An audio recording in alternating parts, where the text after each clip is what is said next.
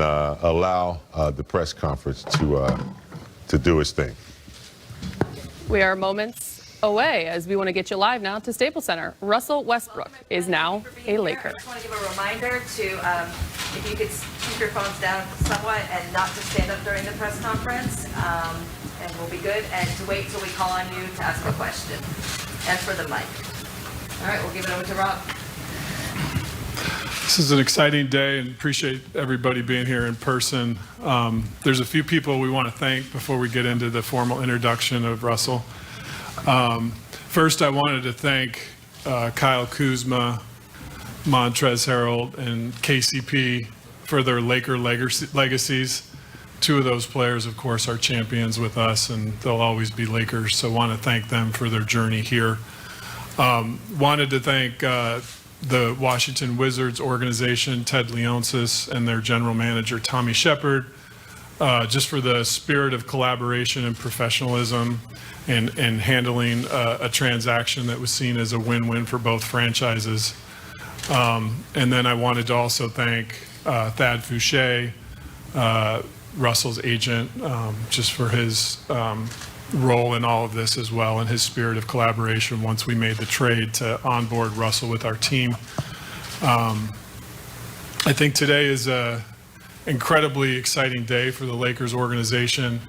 To be sitting on the podium to introduce one of the best playmakers that's ever played in the game is something we feel incredibly fortunate and blessed to do today. We had some goals this offseason as we were transitioning into building our team, and two of the primary things we wanted to address were adding another playmaker to our roster and then adding shooting. And I think over the last couple of weeks, I'm sure all of you have seen that we've been able to meet those goals with with a lot of confidence. And today is about the playmaker piece. I think in thinking about Russell Westbrook, there's two things that come to mind for me as a general manager. One is that he's one of the most liked and respected and beloved players in the league by players he's played with. He's an incredible leader, and when you talk to teammates from the other storied franchises he's played for, to a man, the input you get is that he's one of the great teammates they've played with, and that speaks to his character and his leadership, and those are qualities that are incredibly important to our team. And then the second thing is, I think he is in an elite class of players in terms of his competitive nature. One of the core qualities as we build a roster is seeking out guys that have an ultra sense, a heightened sense of being competitive warriors on the court, players that played with the ultimate sort of grit and grind and tenacity. And Russell stands in an elite class in that category, and that's drawn us to him. And then I would say the last thing that I've really seen in the growth of his game is early in our careers. I think all of us, when we're young, we see things a certain way, and a lot of his triple doubles early were done with force, but I think now his triple doubles are done with force and with thoughtfulness, and how he uses the pieces and the players he plays with as teammates and makes the sum of the parts greater than each individual. And I think he's really learned how to think the game at a higher level. So those are some of the qualities that attracted us to this day, and we're proud to introduce Russell Westbrook as a Laker and take your questions. So thank you. With Jim Hill, first question. Thank you, Rob. First of all, Russell, welcome back. We were just talking earlier about when you were about 12 years old, you were watching the Laker parades and stuff like that. And even then you knew you wanted to be a Laker, and how much this day means to you. The other part of the question is, in the past you've been used to being the focal point of the offense. Now you don't have to worry about that. And what adjustments will you make now that you're playing with people like AD and LeBron? I mean, first, man, it's surreal. I think it still hasn't kind of hit me yet that being from LA, growing up not too far from here, being able to watch the parades, try to go to them, miss school to try to go to them, being a Laker fan and being from LA, but now everything coming full circle for me is it's a blessing. You know, it's a lot of things I can't put into actual words just because, you know, some of these dreams don't come true for people like myself. And I'm truly blessed and thankful for this opportunity. And, you know, I can't wait to get started. And then secondly, and I've been blessed to be able to go into my 14th season. And each year I try to find ways, like Rob mentioned, to be able to uplift and make my teammates better around me. And AD and Brian are friends of mine first. And me being their teammate, my job is to come in and uplift them. And they'll do the same with me, vice versa. And as the season prolongs, we will figure it out. There will be ups, there will be downs, and that's normal. That's okay. But we will figure out how to play the best way that we want to play to be able to win a championship.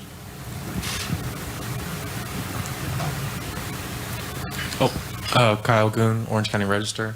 Russ, I was just wondering what it was like, kind of sort of getting a comfort level that you guys could kind of work a chemistry and a fit on and off the court. What were those conversations like, and how did you get comfortable with the idea that you guys could all play together?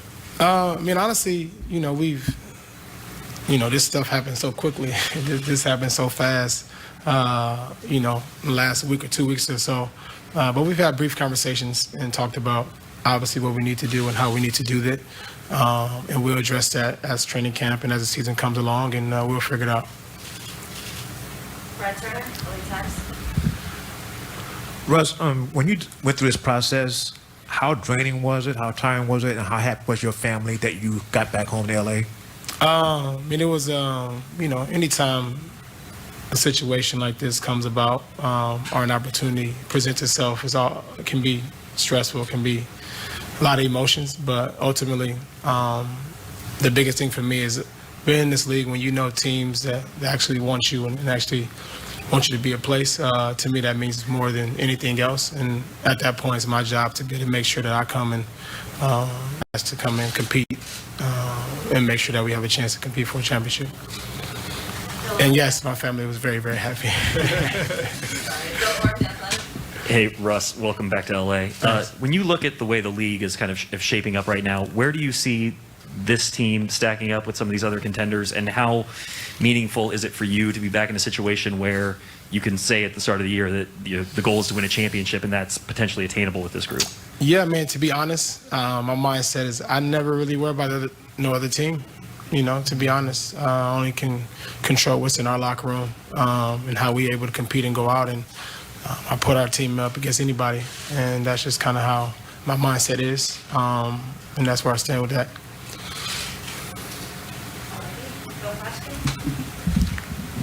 Yeah, Russell, do you feel like you have anything to prove?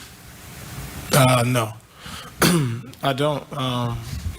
I've been blessed and thankful to be able to be in this league so long, and lucky to be able to play and be healthy. In the NBA, that was me proving people wrong. When I was able to go to college and get a degree, that was me proving people wrong. Not a degree, I wish I got a degree, but go to college, go to UCLA from the inner city, that was me proving people wrong. Just making it out the hood was proving people wrong. I don't need to do that anymore. I've been able to bless the people around me, my family, been able to impact people all across the world with this platform that's been given to me, and I'm continue to do that. And obviously we want to win a championship, but our ultimate goal is to make sure we use what we have to impact others around you.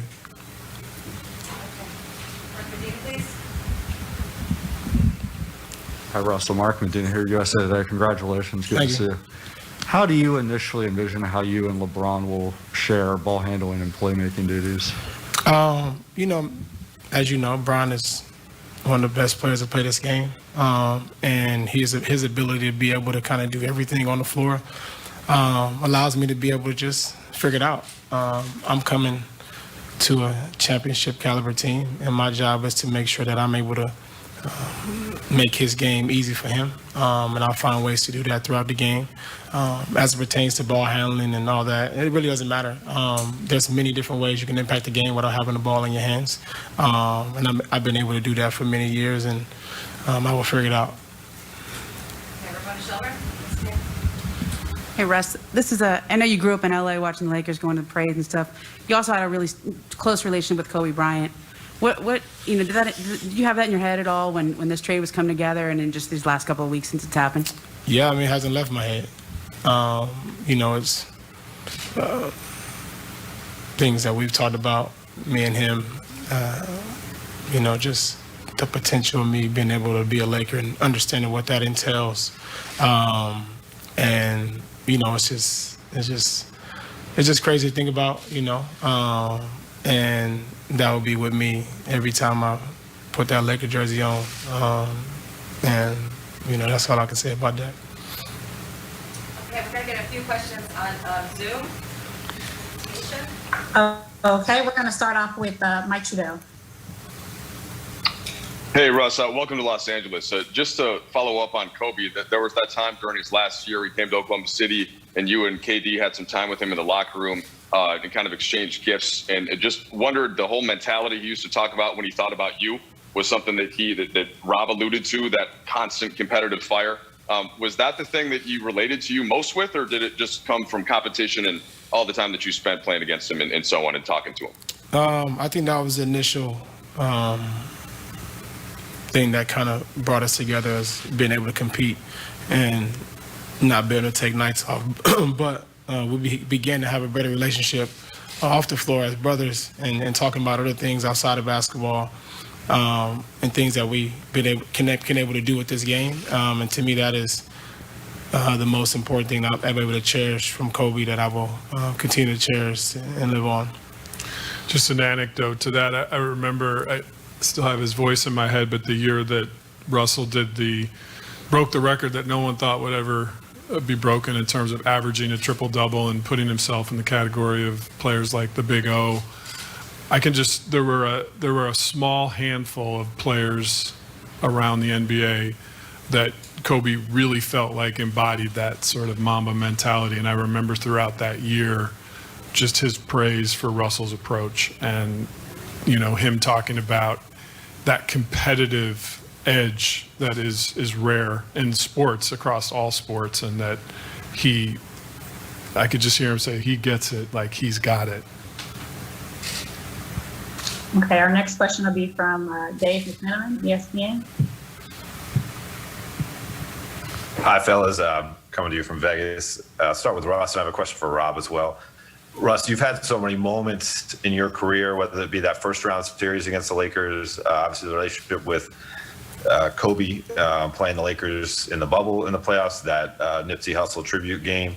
Melo spoke to us about how just the Lakers, even though we never played for them, always seemed to be on his radar to some extent.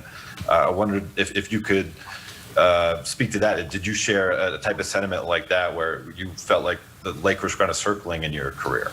At some point. Obviously, being from LA, you always wish that you can play for your home team and being able to do that. But that's definitely something that always kind of circled around in my mind, and maybe one day. But I always will come back and be like, that probably won't happen. But, I just kind of wait to see if that ever happened. But now we're here, and I'm going to take full advantage of it. And for Rob, last season, the team certainly was decimated by injuries, and that could have been the direction that you kind of came to a conclusion on, that, hey, if we had health, we can run it back. What motivated you to make such dramatic changes this offseason? Opportunity. I think it was an opportunity to make an aggressive move that we felt like bettered our probability to bring the 18th title to the Los Angeles Lakers. And when an opportunity like that comes, you're thoughtful, you analyze it, you look at the pros and cons, and then you make a decision. That's what leaders are tasked to do, and we felt like this was an opportunity to maximize our ability to do what we're obsessed to do, and that's to bring an 18th title to this city. Thanks, guys. All right, Nikki K, please. Okay, we're going to throw it back to you guys there. Oh, do you want to go ahead? Okay, sorry, go ahead. Russell, you've always been so adamant about how Challengers and Boys and Girls Club developed who you were as a young man. Now you get to come home and be the role model for the young boys and girls who were once where you, or who are where you once were. What does that mean to you? That is kind of the most important thing about being back home, being able to inspire and impact people, especially our youth in our communities, and especially our underserved communities, especially in the city of LA, kind of where I grew up at. And my focus will be dialed into the community like it's always been, and I will continue to find ways to uplift our communities, as much as I can. Hey, Russ.